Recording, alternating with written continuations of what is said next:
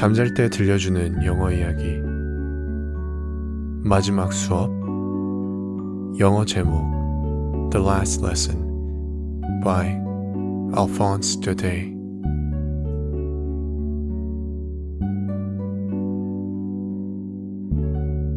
I was very late for school that morning, and I was terribly afraid of being scolded, especially as Monsieur Hamel had told us that he should examine us on participles, and I did not know the first thing about them. For a moment, I thought of staying away from school and wandering about the fields. It was such a warm, lovely day. I could hear the blackbirds whistling on the edge of the wood, and in the ripper field behind the sawmill, the Prussians going through their drill. All that was much more tempting to me than the rules concerning participles, but I had the strength to resist, and I ran as fast as I could to school. As I passed the mayor's office, I saw that there were people gathered about the little board on which notices were posted. For 2 years, all our bad news had come from that board. Battles lost, conscriptions, orders from headquarters, and I thought without stopping, what can it be now? Then, as I ran across the square, Wachter the blacksmith, who stood there with his apprentice, reading the placard, called out to me, "Don't hurry so, my boy. You'll get to your school soon enough." I thought that he was making fun of me, and I ran into Monsieur Hamel's little yard all out of breath. Usually at the beginning of school, there was a great uproar which could be heard in the street, desks opening and closing, lessons repeated aloud in unison, with our ears stuffed in order to learn quicker, and the teacher's stout ruler beating on the desk. A little more quiet. I counted on all this noise to reach my bench unnoticed, but as it happened that day, everything was quiet, like a Sunday morning. Through the open window, I saw my comrades already in their places, and Monsieur Hamel walking back and forth with the terrible iron ruler under his arm. I had to open the door and enter in the midst of that perfect silence. You can imagine whether I blushed and whether I was afraid.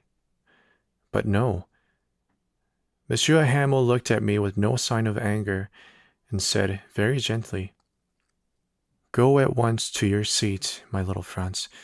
We were going to begin without you." I stepped over the bench and sat down at once at my desk. Not until then, when I had partly recovered from my fright, did I notice that our teacher had on his handsome blue coat, his plaited ruff, and the black silk embroidered breeches, which he wore only on days of inspection or of distribution of prizes. Moreover, there was something extraordinary, something solemn about the whole class.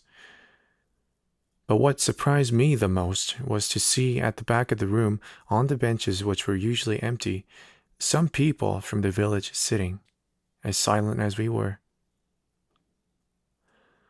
Old Hauser, with his 3-cornered hat, the ex-mayor, the ex-postman, and others besides. They all seemed depressed.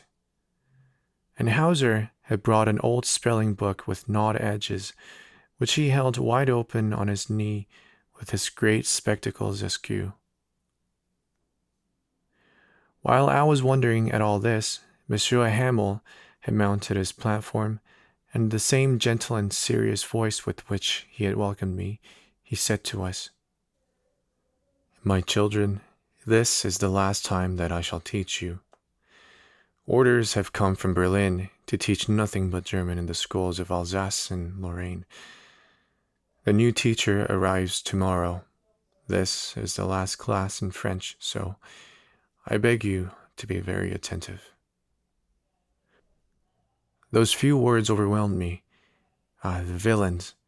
That was what they had posted at the mayor's office. My last class in French. And I barely knew how to write, so I should never learn. I must stop short where I was. How angry I was with myself because of the time that I had wasted, the lessons I had missed, running about after Nest or sliding on the Saar. My books, which only a moment before I thought so tiresome, so heavy to carry, my grammar, my sacred history, seemed to me now like old friends, from whom I should be terribly grieved to part. And it was the same about Monsieur Hamel. The thought that he was going away, that I should never see him again, made me forget the punishments, the blows with the ruler.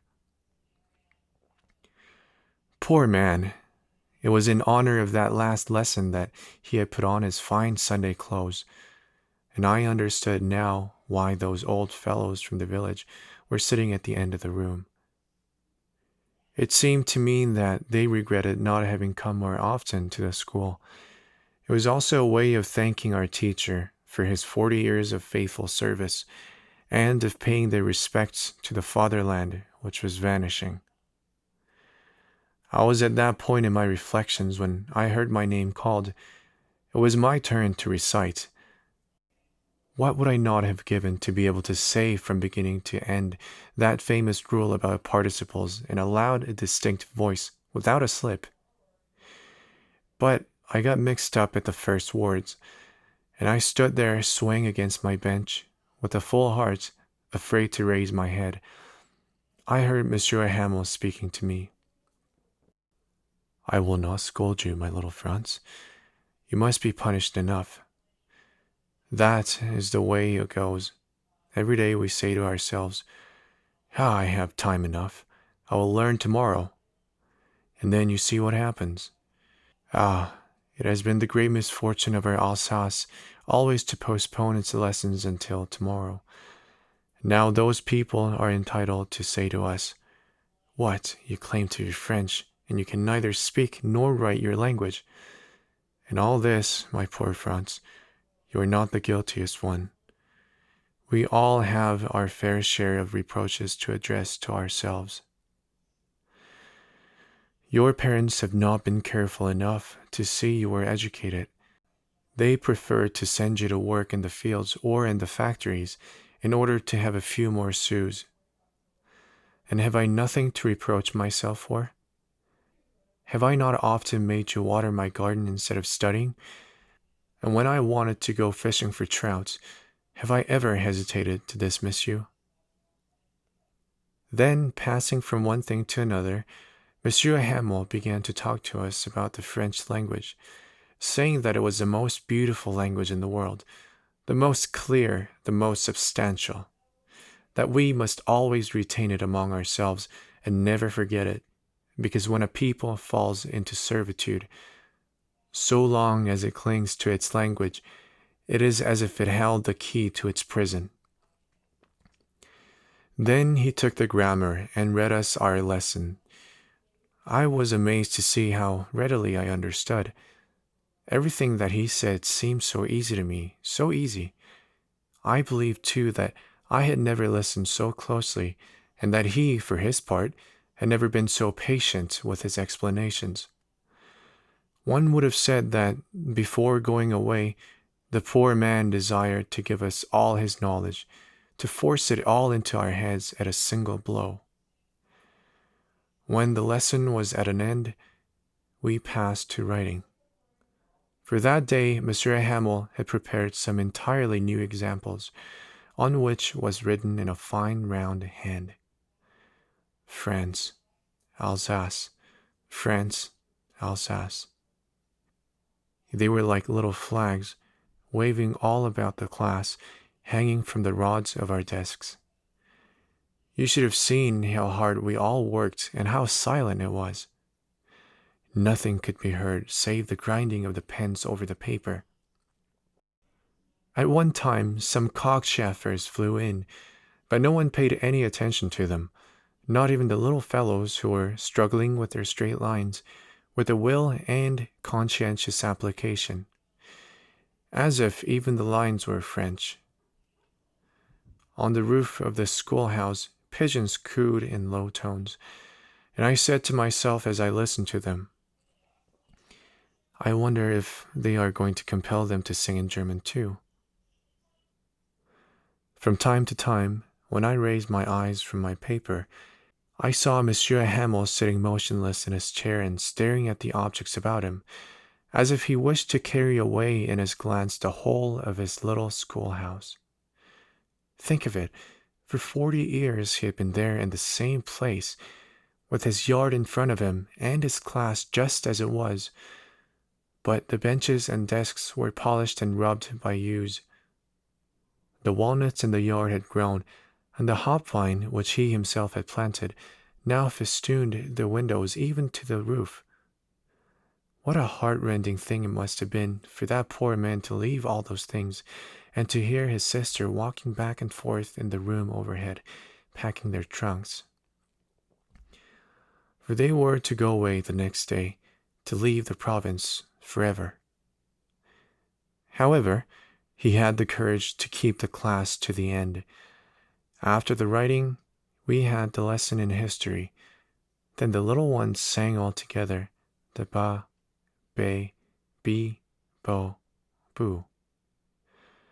Yonder, at the back of the room, old Hauser had put on his spectacles, and, holding his spelling book in both hands, he spelled out the letters with them. I could see that he too was applying himself. His voice shook with emotion, and it was so funny to hear him that we all longed to laugh and to cry. Ah, I shall remember that last class. Suddenly, the church clock struck 12, then the Angelus rang. At the same moment, the bugles of the Prussians returning from drill blared under our windows. Monsieur Hamel rose, pale as death, from his chair. Never had he seemed to me so tall. "My friends," he said. "My friends, I... But something suffocated him. He could not finish the sentence. Thereupon he turned to the blackboard, took a piece of chalk, and, bearing on with all his might, he wrote in the largest letters he could, "Vive la France." Then he stood there, with his head resting against the wall, and without speaking, he motioned to us with his hand. "That is all. Go."